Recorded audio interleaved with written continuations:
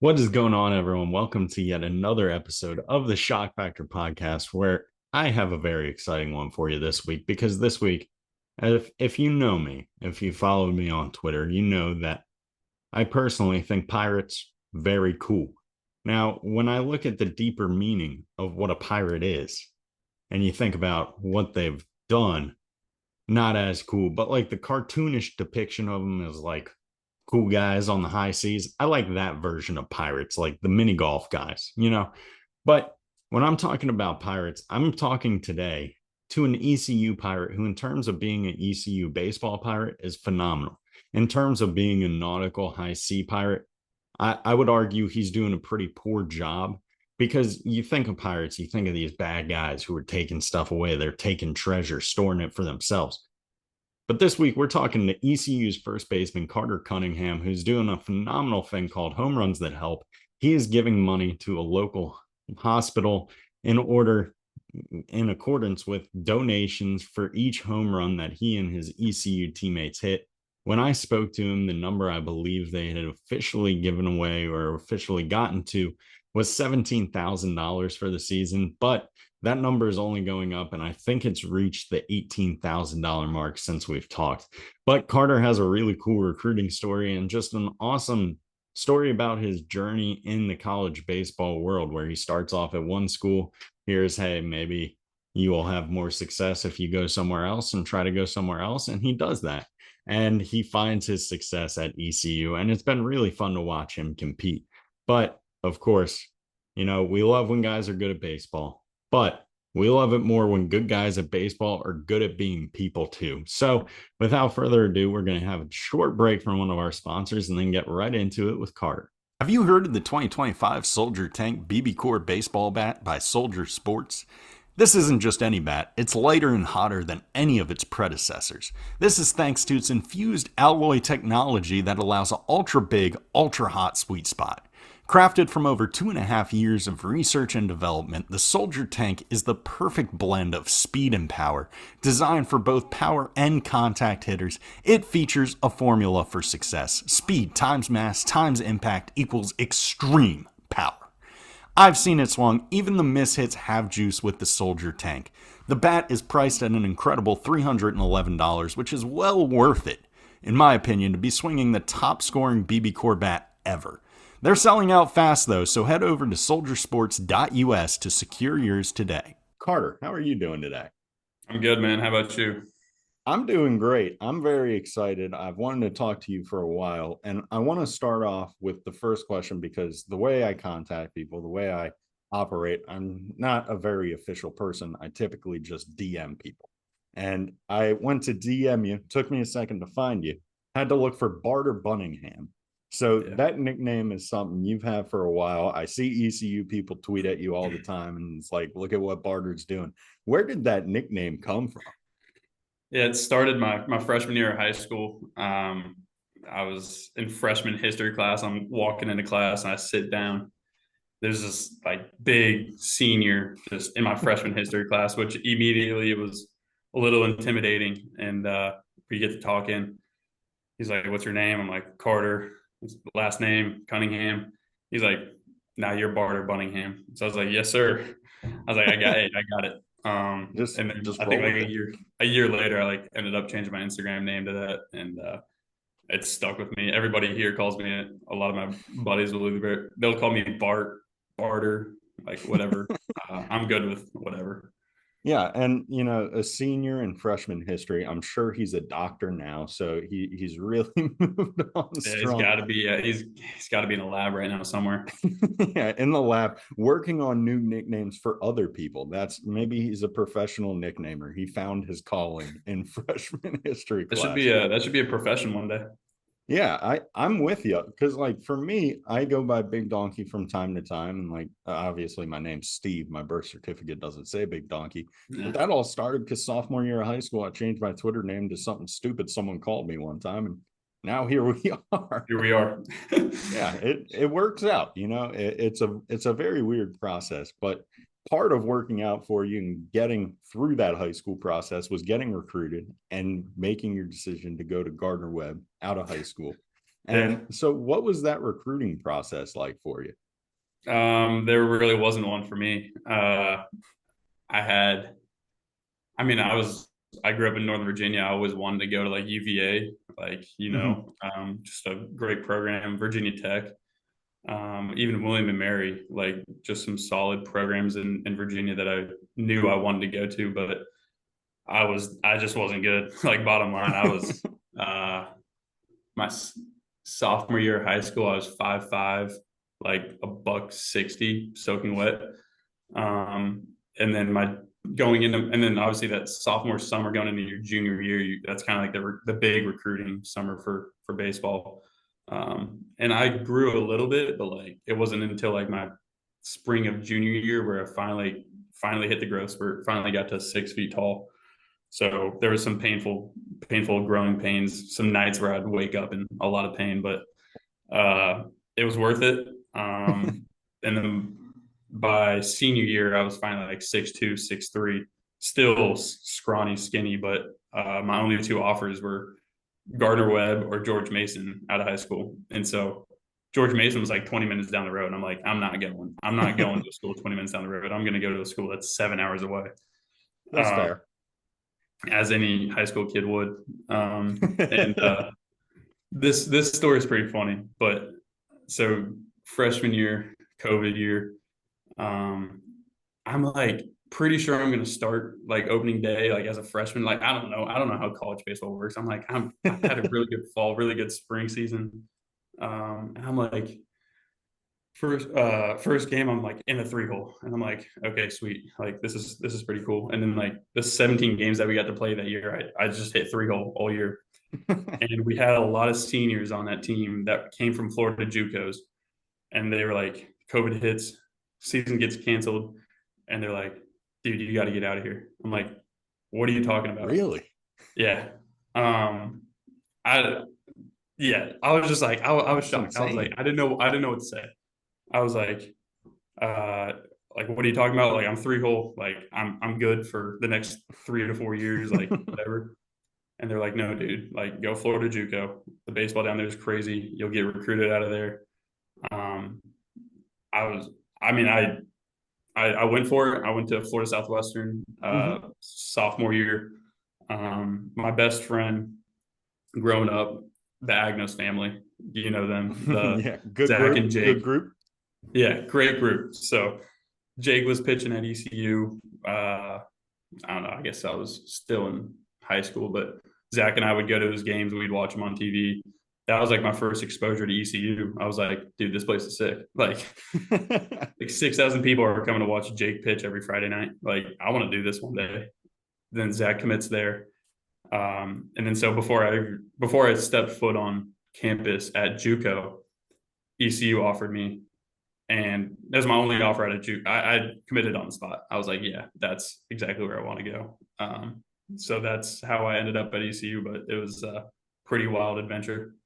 No, that's an awesome story. And like I love the other guys looking out for you as well. Like I feel like college baseball is so much better when we have upperclassmen that are like, hey, look, for your future, this will help you. Like guys actually offering guidance instead of just being like, Yeah, why is a freshman starting over me? So like that's really cool stuff. And I think the growing pains part of it, that's something that I feel like is not talked about enough.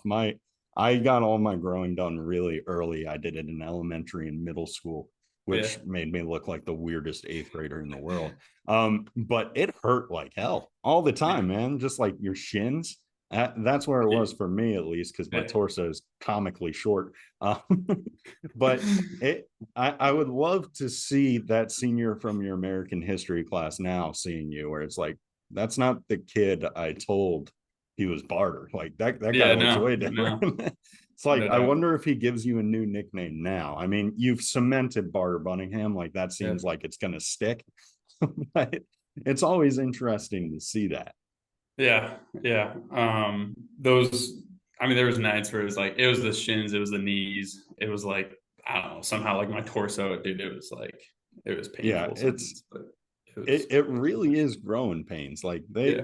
I thought that was just a saying of like, yeah, sometimes things are hard in life, but it's like, no, this just hurts. Like, is this hard or does it hurt? No, it hurts. Like, Yeah, it's like, no, that's just pain. But yeah, I get to be a little bit taller tomorrow, which is the good thing. It's a good yeah, trade-off. we'll take it. Now, how did you get recruited to ECU before playing? So was it summer ball that they found you, or how did that work out? Because I Yeah. mean, So obviously you go and it's like, hey, I took my one offer, put up some crazy numbers. This is my resume now. Who's interested? yeah, it was really. I mean, the Agnos family, like when they, I mean, we're neighbors back home, so like they knew like before I was going to be in the portal, like they knew the news.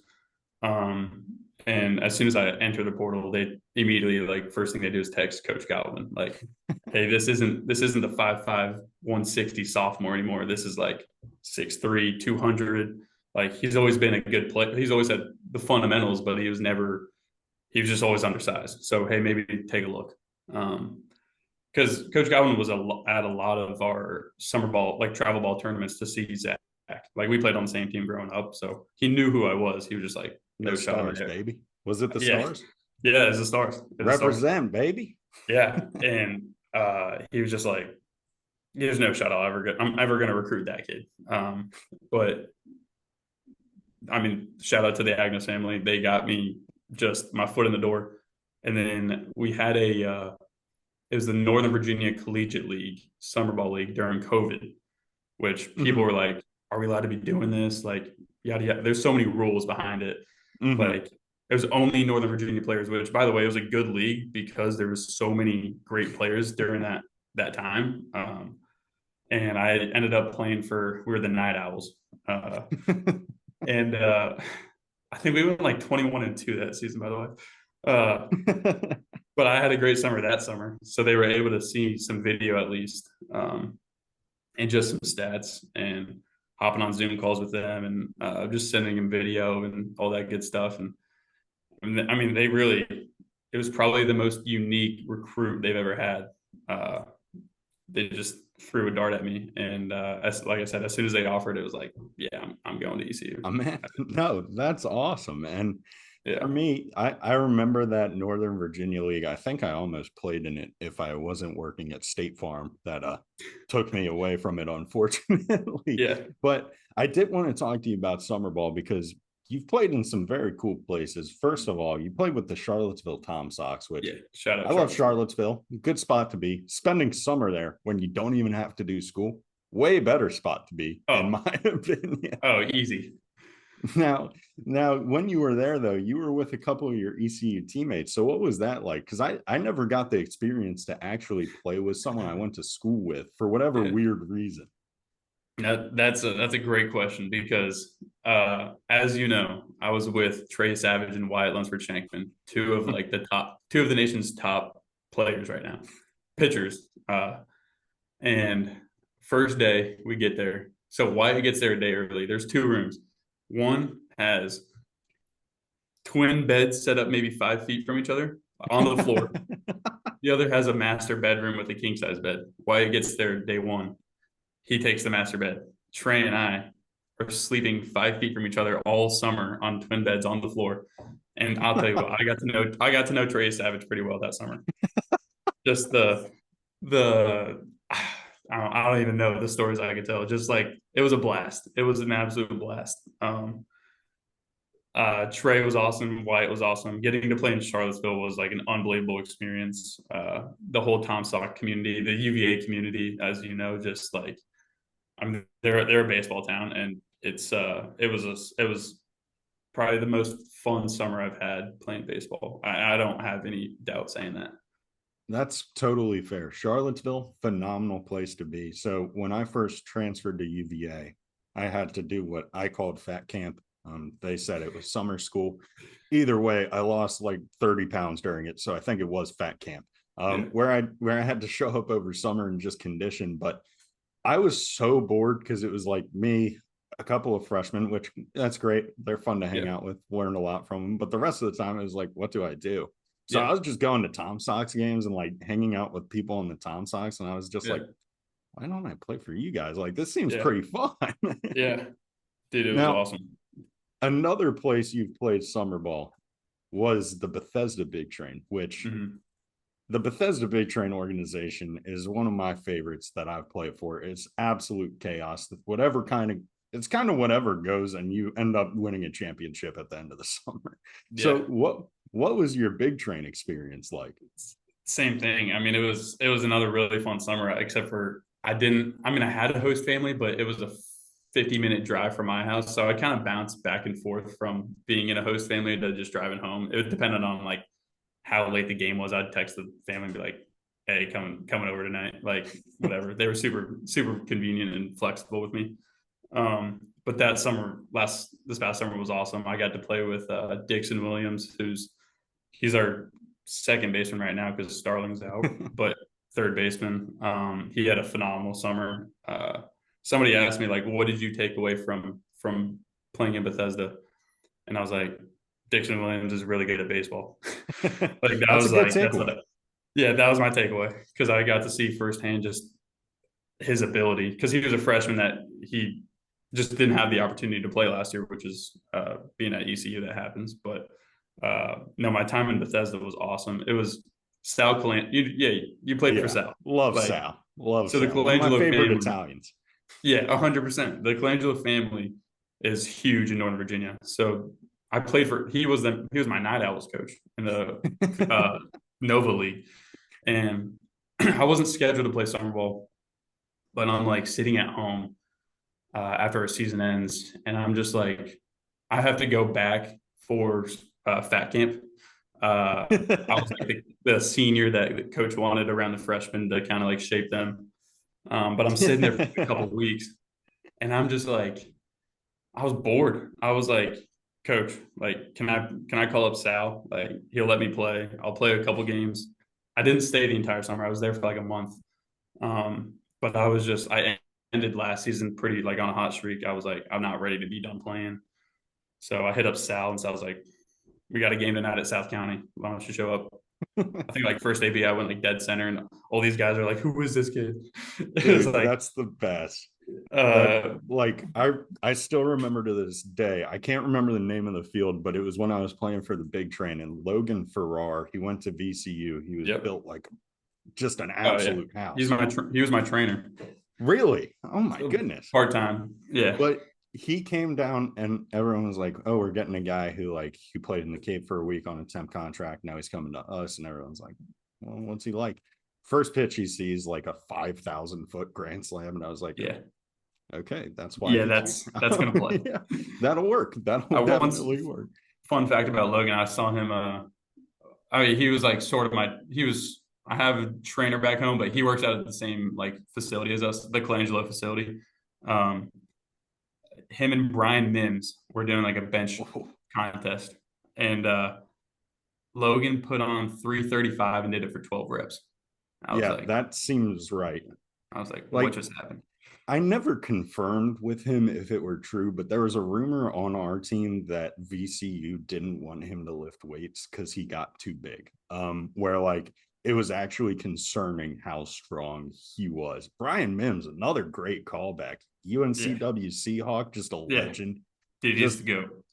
absolutely. You are pulling out so many memories out of me. I haven't even gotten to the big kahuna of this podcast episode. Yeah, it, I mean, Northern Virginia baseball, as you know, is just it's a great place to grow up and play baseball.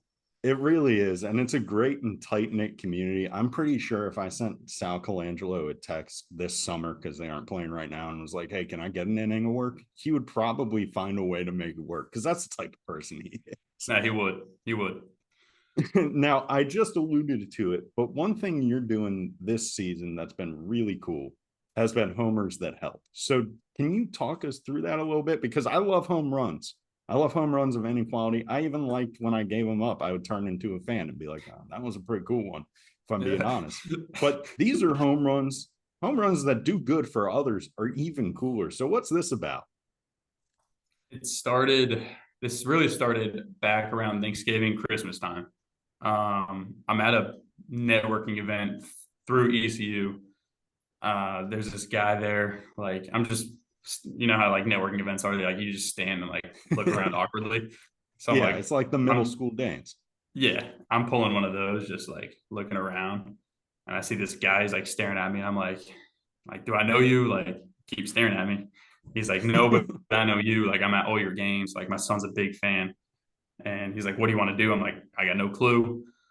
He's like, well, why don't you come shadow me for the day? Like, I'm the vice president at ECU Health. And I was like, sure. Like, I'll shadow a vice president any day. Seems like a pretty good job. Yeah, I was like, I'll take it. Um, but keep in mind, this is around the holiday time. We're doing a tour of all the. He works in the main hospital, but he gives me a campus tour. And at that time, I'd been praying just like for ways to get back to Greenville, like how God show me how I can get back to Greenville. And we walk into the children's hospital, and it was like God smacked me in the face, and he was like, "This is what you got to do." I was like, I instantly walking through those doors. I didn't know what that looked like, but it was just like, this is what you got to do. That day, I sent a text to the group me, my team group me, and I'm like, "Hey boys, like just Venmo me $10. We're gonna go. I'll go to Target. You guys can come with me. We'll drop off presents at the Children's Hospital for Christmas."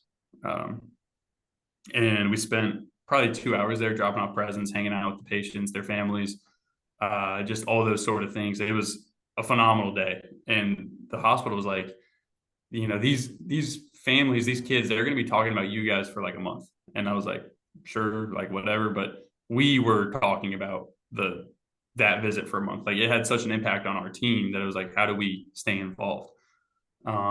So I go home for Christmas break, just I don't know, thinking of ideas, and God placed that idea in my mind. Like I don't know what I was doing. It's just he popped that into my mind, and it kind of was thrown together like a month before the season. But I put out a social media blast. So for all 33 home games, we needed a sponsor to pay $300, and then for every home run that we hit, the Pirates hit during that game, they owe another $100 to the Children's Hospital. And put that out within like 14 hours. All 33 slots were filled up. Like it was That's insane. awesome. It was That's incredible. And so that right there, right off the bat, that's $9,900 committed, um, not paid, but committed at least. And literally before I hopped on, I got a text from the lady I've been working with at the Children's Hospital. We are at $18,600 right now, a little over halfway through the season. Let's go. So we need to keep hitting more home runs. I don't know. It's been like an unbelievable experience. All the money goes straight to the families of the Children's Hospital. I was very specific. I was like, this isn't for you guys to go buy a new machine. Like, I get you guys need that, Yeah, but but this is for the families. I'm not funding the hospital track. No, You know? no. Like, you guys figure that out. I don't know, but this is for the families. Last week we do every other Monday. I'll take a couple of the guys, Parker Bird, who you know. By the Mhm. way, the curls are real. All right. I was hoping they were fabricated so I could find a way to replicate them. If I'm being honest with you, that's that's a fact. You see them without the hat on, you're like, no way. And It's like then, they're real. I mean, they're a talk real about thing. being blessed by a divine being. Like Yeah, that is good hair. That is yeah, just 100%. And so he's usually always with me, but a couple of other guys every other Monday we go hang out. We actually just went this past Monday, and it was the first time we were able to hand out physical gift cards like for the families. This time was it was Speedway, so gas gift cards. oh So huge. we were able to hit like I mean, gas prices are up, so Oh, great dude, gift. very great Um, gift. and Plus, it was cool to see the impact. yeah, and it's one of the few gift cards that has the opportunity to increase in value depending on gas prices. So, like, you're thinking about more and more than just the surface level. It's a good Now, point. It's like crypto. now, exactly. Yeah, it's like, look, invest here, but we're going to tweet at you a million times if you tweet Yeah, about this. Now, exactly. I didn't know about the toy drive. So, on the toy side of things, were you going to the store yourself and picking out the toys? Yeah, yeah, it was pretty funny. It was just me that day. I thought some guys were gonna come with me to Target, but they didn't. And so I'm like just texting the lady from the hospital, like all like during my time at Target, like, what do they want? What do they like? Like she sends me a list. I was like, I got $600. Like, this is what we got. Um, and I picked out like, I don't know, a bunch of movies, some princesses, some tech decks, like just like Oh, little hell kid yeah. boys. It was awesome. We got to like obviously give it to them, I think like a week later, and just like seeing the impact that it had, like just in 2 hours, spending 2 hours with these families and seeing like how much it impacted them, and something that always stuck with me. And the lady said this from the hospital, like just making their time in the hospital feel normal, like just make it feel like a normal day. And that's what we did. And that's every time we go every other Monday, like that's what it feels like. It just feels like normal. And like Parker Bird, dude, it's incredible what he does in that room. Like it was like God made him. I don't know what he has in store for Parker, but when he's in that room, like I sit back and I watch. It's incredible to hear him like just interact with the patient, with the family. Like he's laughing the entire time. I'm crying laughing. The families are crying laughing. Like he's incredible. And so I want him to take over the foundation next year. But it is like it's awesome. Yeah, no, that's such a good thing to be doing, and just making it feel like, hey, look, time is the healer of all things, but we got Yeah. to get this time to pass a little bit quicker, be a little bit better. And it sounds like you guys, Yeah. Monday sounds like it doesn't even exist in that hospital. It just flies right on by, I'm sure. 100%. Now, do you have a favorite toy you picked out where you were like, look, if I got this one, I would have been stoked as a kid. This kid's going to be stoked when I hand it to him. You ever had like as a kid, that game where I never had this as a kid, but some of my friends did.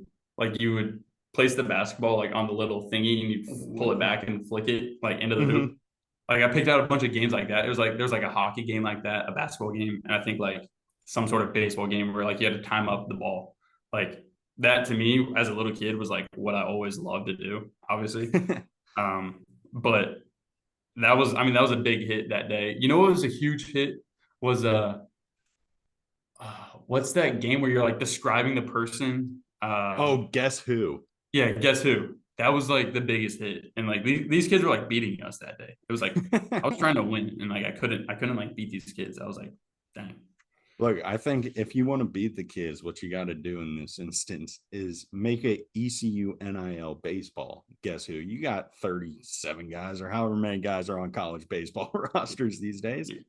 It'll be easier for you. They'll be like, well, I don't see these guys in the locker room every day. So if you ever need that confidence boost, just break out the extra hard guess who. You're on to something there though. Maybe.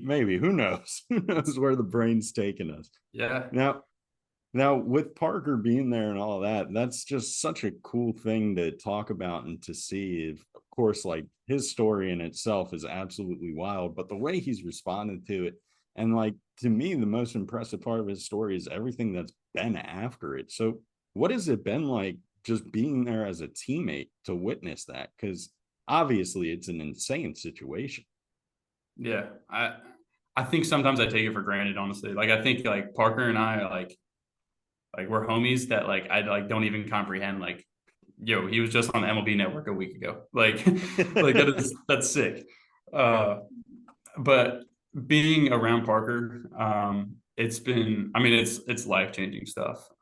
Every Tuesday and Thursday morning at 7 a.m. we do a Bible study. It's actually just with like ECU baseball fans. But it's like Parker, Charlie Hodges, uh, me, and Nathan Chrisman, and a couple of dads. But seeing how Parker has grown in his faith after his accident to like where he is now, and how he's continuing to grow, it's been super special. And like I said, I feel like I just take it for granted sometimes. Like I'm around somebody that's so influential and makes such an impact on people. Like every game, there's an amputee at our game to meet Parker. Like every single game, it's incredible. Like we were in San Antonio a couple weeks ago. There's like a 1-year-old kid. His parents, 1-year-old kid born without a leg, and his parents bring him, and like just little things like that. It's like Parker, you have completely changed and inspired so many people. And it's like, I don't know, getting to share a locker room with a guy like that has been it's been awesome. And just the fact that like he's such a cool dude. Like Yeah, he's the man. what I was blown away by was just like how normal he was as a Yeah. human being. Cause like obviously this is a situation that's gonna change people. And like he's just like, here I am. Yep, this is me. Yeah. Yeah. 100, like he just owned it. Like he was just like he knows who he is. And yeah, I mean it's just like he's just another person. And that's why I think I take it for granted. It's because like he's so normal that it's like I'm just talking to Parker. But it's like no, Yeah, Parker is like an icon. it's Like, kind of on him, you know. yeah, yeah, literally. It's on him for not having the ego, being a normal dude, just being super humble, super nice to everybody. It's so cool. But Yeah.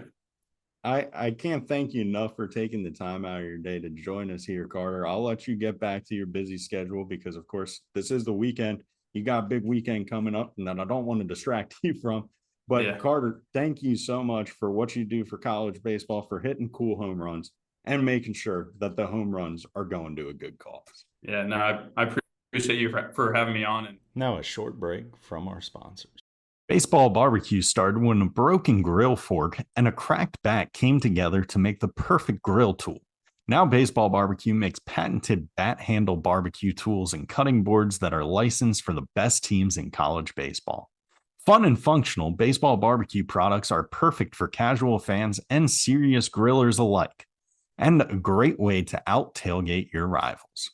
Visit baseballbarbecue.com/D1Baseball to find the perfect grilling gift for the college baseball fan in your life. Thank you for that message from our sponsors. Now, that was a lot of fun. Carter has such a cool story. I love that he started off at one place, heard from players, hey, look, for your future, this is what we did. Maybe try it out. And he followed that. I think the way the game gets better in a lot of ways is the older generations who have that guidance, have that wisdom of, hey, look, your career can look differently, and that's all right. So that was a really cool point. And I also loved him talking on the point about playing with fellow ECU Pirates in Charlottesville. It's a great time, but Charlottesville during the summer is a phenomenal time. I cannot recommend it enough. It's beautiful out. Sometimes it does get a little too hot, in my opinion. But playing for the Tom Sox, everybody I've talked to who's played for the Tom Sox has absolutely loved it. My first time actually living in Charlottesville, I had to do summer school at UVA and what I call Fat Camp, which is where Fat Steve ran with all the freshmen all summer long. But either way, I lived with Kevin Madden, who was playing for the Charlottesville Tom Sox for a little bit, and he had a great time doing it. I caught a few of their games, but can't recommend it enough. Anyway, Carter Cunningham, given away to the people. He is just a man of the people. He really truly is. He's, hey, you want to give me a nickname? I'll let it ride. I'll make it my Instagram handle. I'll make it my personality and my nickname throughout college ball, where people are like, Barter Bunningham, never heard of that before. But now people are like, oh, I have heard of that before because he's playing at ECU. But Carter's an extraordinary dude. His home runs all contribute to something bigger than himself, more than just the scoreboard, which we love to see. Well, thank you again to Carter for joining us. And thank you, as always, for tuning in and listening to the Shock Factor podcast on the D1 Baseball Network under the Sirius umbrella of Sports Podcast Network. Still not entirely certain how to say that one. One day they will get back to me on that. But thank you, as always, for tuning in. Make sure that if you want to keep up to all things college baseball, you subscribe to D1 Baseball using the code DONKEY for 24% off. And as always, have a great weekend, and we'll catch you next week on the Shock Factor podcast.